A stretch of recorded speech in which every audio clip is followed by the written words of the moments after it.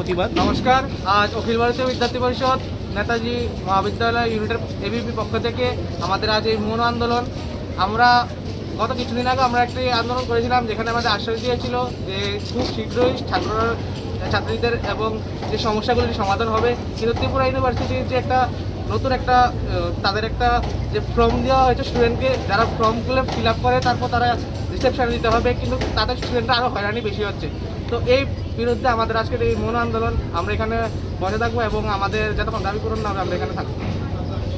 মূলত কটা দাবি নিয়ে আপনাদের আন্দোলন? আমাদের মূলত 4-5টা দাবি নিয়ে আন্দোলন, যেমন ফর্ম ফিল আপ, ছাত্রছাত্রীদের যে প্রেজেন্ট থাকা সত্ত্বেও অ্যাবসেন্ট, এবং তারা যে মার্ক প্রাপ্য কিন্তু প্রাপ্য সত্ত্বেও তাদের মার্ক 0 দেওয়া হয়েছে।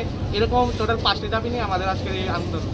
আপনারা কী চাইছেন মূলত? আমরা মূলত চাচ্ছি যে ত্রিপুরা ইউনিভার্সিটির যে পিসি স্যার, ওনার যে গাফিলতি, যে কারণে আজকে ছাত্রছাত্রীরা যে হয়রানির শিকার হচ্ছে, তার বিরুদ্ধে আমাদের আজকের এই আন্দোলন। এই আন্দোলনটা কোথায় করছেন আপনারা? আমরা আজকে আন্দোলনটি নেতাজি সুভাষ মহাবিদ্যালয় প্রাঙ্গণে করছি। কার উদ্যোগে আন্দোলনটা হচ্ছে আজকে? ত্রিপুরা ইউনিভার্সিটির পিসি স্যারের বিরুদ্ধে। কে করছে এই আন্দোলন? এবিপি।